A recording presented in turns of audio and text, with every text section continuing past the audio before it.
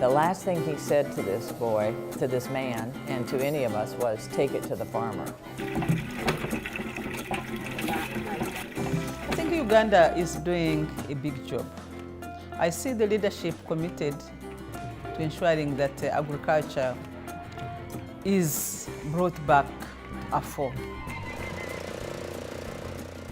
We need to get the youth interested in agriculture. We need future champions against hunger. We need them to use new technologies which the old people cannot use anymore.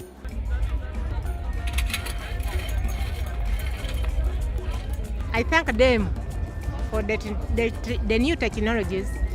I thank them because now we can talk, we have money.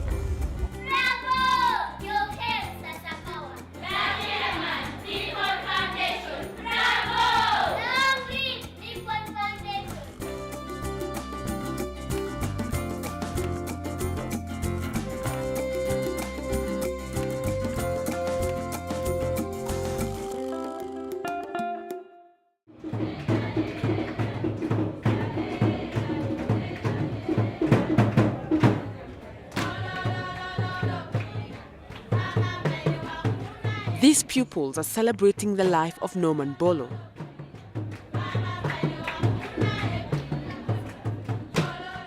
He would be 100 years this year.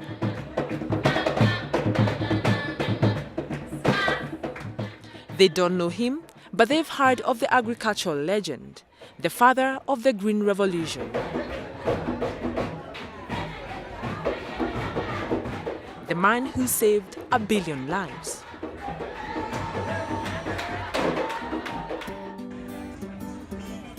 This commemoration also falls on Uganda's National Agricultural and Trade Show Day, held at the Jinja showground.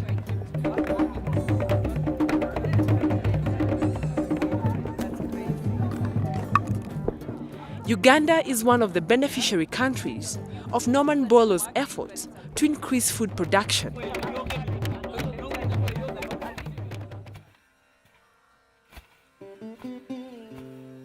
His mission to African countries began in the early 80s after a devastating famine struck the Horn of Africa, particularly devastating Ethiopia in 1984.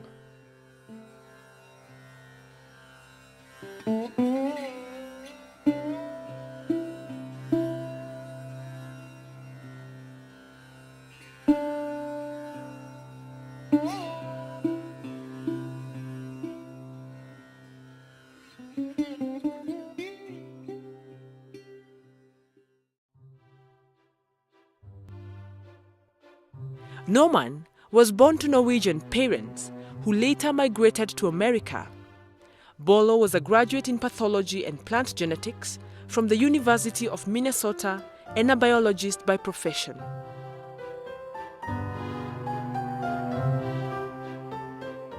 I grew up on the land, on a small farm in northeast Iowa.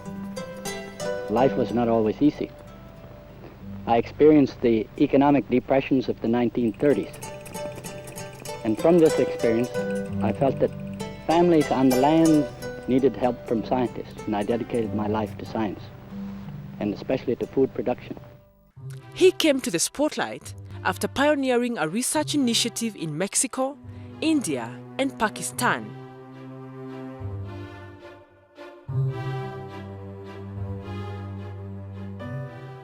Here, he developed a semi-dwarf high-yield disease-resistant wheat variety. This, together with modern agricultural methods, saw Mexico rise from food reliance to an exporter of wheat by 1963.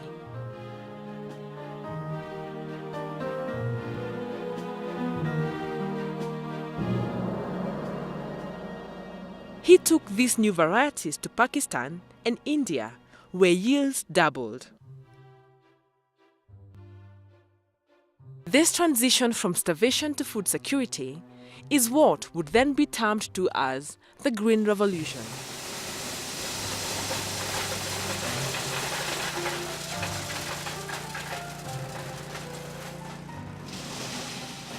I personally cannot live comfortably in the midst of abject poverty and hunger and human misery. If I have the possibilities of, even in a modest way, with the help of my many scientific colleagues, of doing something about improving the lot of these many young children for their generation.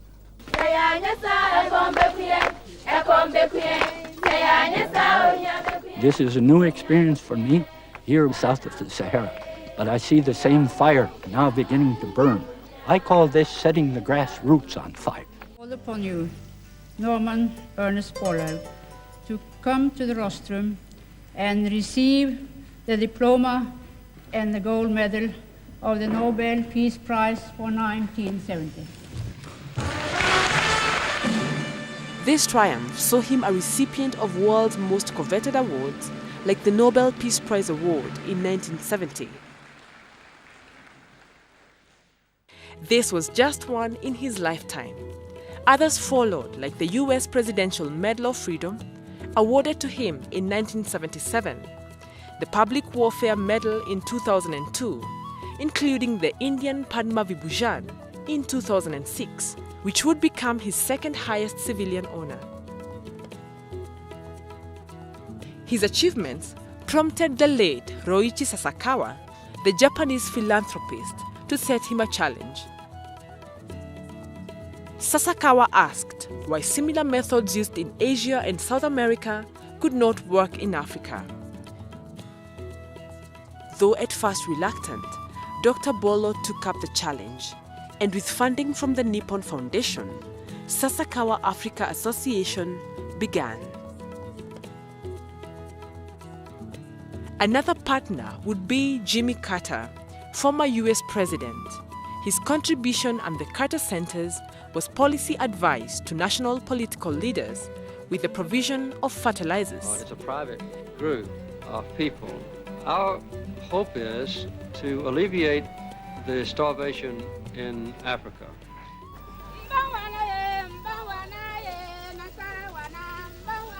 This joint venture would become the Sasakawa Global 2000.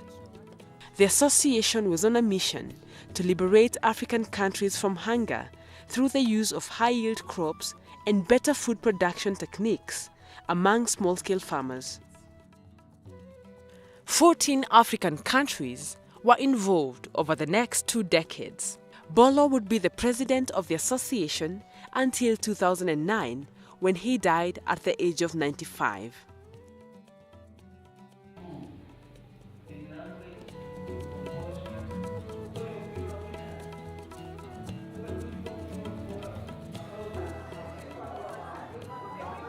Jeannie Borlaug, his only daughter, could not let her father's legacy fade.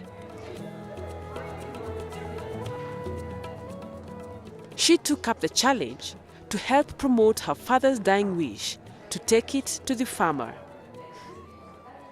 The last thing he said to this boy, to this man, and to any of us was, take it to the farmer. So at the very end of his life, 4 hours before he died, and he was conscious and he was thinking and talking up until that point. So his last thoughts were of Africa and this farmer. But I think in his own mind, he didn't mean just this one little thing, take it to the farmer. He meant continue taking the information and the education to the farmer and helping them become a better farmer and being able to produce more.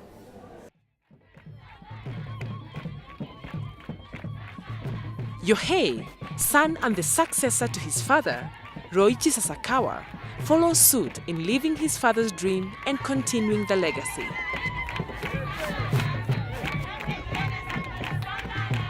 The Nippon Foundation finances the Sasakawa Africa Association to this day. これはね、今日も私はノーマン・ボーローグが生まれて今年で100年目になるわけでございますけども、彼と私たちの基本的な考え方は、とにかく子どもたちがこのお腹を空かしたままベッドに入るようなことがないようにしようというのが2人の考えでございました。私はアフリカは広いですからね、まだまだ我々の努力が十分とは言えませんね。ただ素晴らしいことはやっぱりアフリカの貧しい農民たちには情熱がありますし、そしてその努力をしたいという気持ちを持ってますから、彼らの気持ちをエンカレッジするということが大変重要なことでしてね、もちろん農業技術を教えるということも大事ですが、彼らの持っている情熱をそして我々のチャンスを与えるということによって共に汗をかきながら彼らの生活を豊かにしていきたいというふうに考えています。Uganda has benefited a great deal from the Sasakawa Africa Association.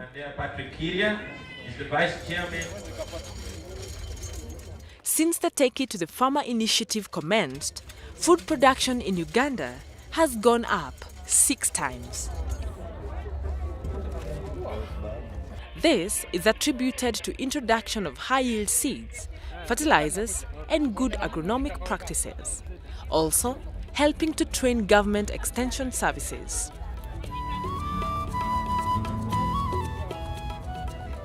This truck is a mobile laboratory destined to the small-scale farmers in the remote rural areas, such as northern Uganda. So I'm pleased to hand over the keys, and I pray that we shall work together to enhance the productivity of our agricultural produce. Thank you very much, and may God bless you. Thank you.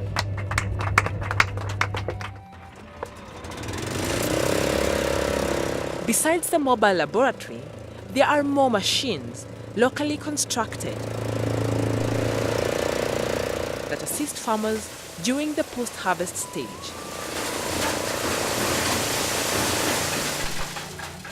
They ensure their produce is part of the value chain from production to market.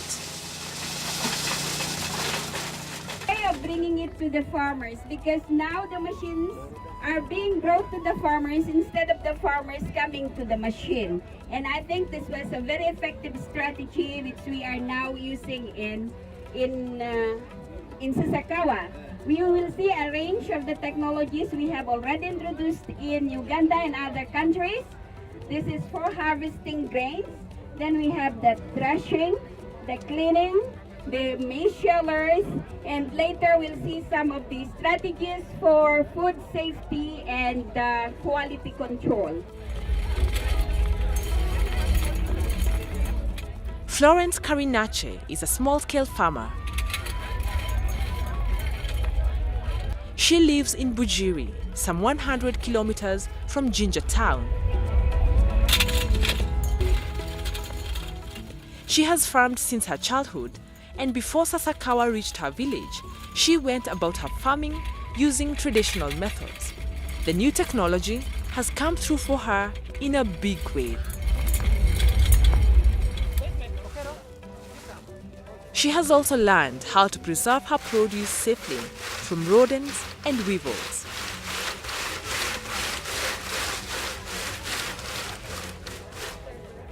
This is check it is clean, no weevil, no insect, no mold, no nothing. It's as clean as new. These bags are another innovation by the association.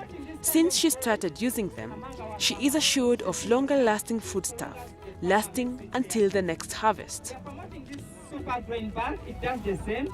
What we do, we put it in a sack like this, well-dried grain, clean grain, and it will be kept for as long as the farmer wants it in there. So it's a clean way of keeping our grain. Those people from Sasakawa trained us how to keep maize for a long time. So they tried that technology, giving me that hermetic tank in 2012 in August. So I put there my maize, 2 bags. They came after 1 year to check whether it is still good. They found it went no weevil, no what. Then it is now 18 months. It is still the same. It is still no weevil.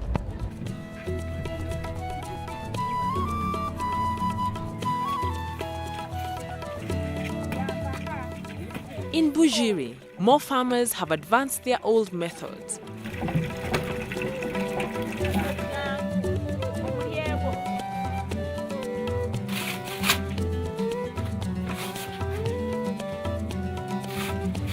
Adongo Dina is 32 years old and a mother of 3. She has been growing maize, beans and groundnuts for 10 years.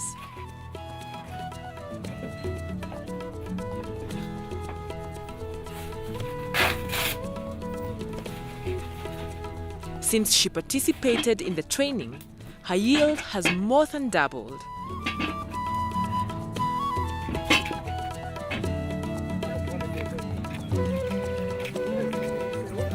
Her farm is not so far from her homestead, and with her ever-increasing harvest, she has become financially well off here, at least according to the local standards.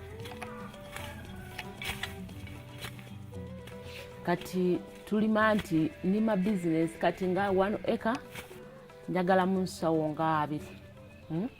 Nina okutuukiriza nti ensawo 2 I have to get those 20 bags. I can pay school fees in time, and I can even send for my husband some money for home keep.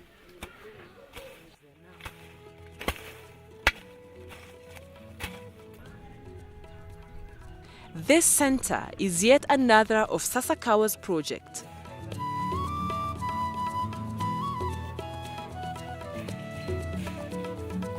Like other farmers who cannot afford to buy machines, Dina brings her harvest here, either to shell her maize or thresh her groundnuts. At the moment, the life is so good because you just harvest, and then you call those boys to come and do it, and they shell that maize. The maize is clean, very clean. Then you put on the tarpaulin. But each bag I pay 2,000 per bag. During that time, these maize were beaten with sticks, drying on bare ground. So they found us eating dirty maize with full of aflatoxins. But now we know how to dry. Take it to the machine when it is at the moisture content, or when you sell, you get a good price rather than those beating with sticks. I thank them for the new technologies they are making. They are still making our people know how to harvest, how to make a good quality, how to add value, and that is all. I thank them because now we can talk, we have money. This is testimony that indeed Uganda has made strides in the agricultural sector. The industry provides employment to 68% of the country's population. 2014 is the year of agriculture as declared by the African Union. Uganda is proud to feed its people and even export food to other African countries, including its neighbors. This achievement has also qualified Uganda as one of the few countries in Africa to achieve the Millennium Development Goal of realizing food security and eliminating hunger and poverty. I think Uganda is doing a big job.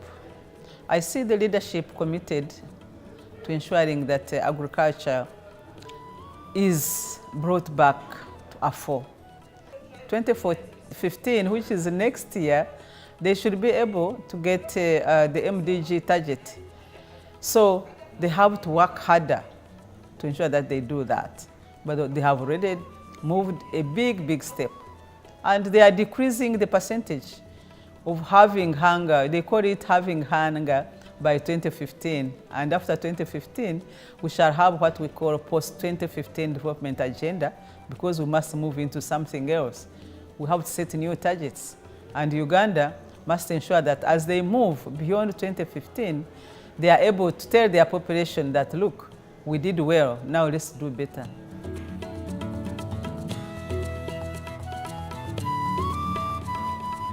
The commemoration ceremony is paired with a symposium. Besides empowering small-scale farmers, it also aims at showing the importance of agriculture to young people who are expected to be the next generation's leaders. So if you come and say, we are having land, that is not necessary. We talk about land. When you bring in the issue of land. Bring the evidence to show that it's not as if. If you move to bring the evidence, since you have an farm and you're claiming it's not as if, please. Debates and essays are the methods chosen as most effective in engaging the youth in agriculture. We need to get the youth interested in agriculture. We need future champions against hunger. We need them to use new technologies which the old people cannot use anymore. To even motivate them more, there is a prize for the best performer in each category. The flashlight and the Mosh Mosh catalog. We cannot run away from agriculture. I'm not saying it's bad, yes, but agriculture is something that all of us must do. I've learned a lot, and I've learned that agriculture is a life skill. And with that, I'm taking home, telling people that we should not have that negative picture of agriculture. Success stories from small-scale farmers in Uganda like Florence and Dina are a guarantee that Borlaug's dream of a hunger-free Africa is gradually being realized. To achieve potential breathing pollution, take it to the farmers, take it to the farmers. The last words by Dr. Norman Borlaug. Papa, we shall always have you at heart. Bravo! Your hail, Sasakawa. The chairman, Nippon Foundation. Bravo! Long live Nippon Foundation.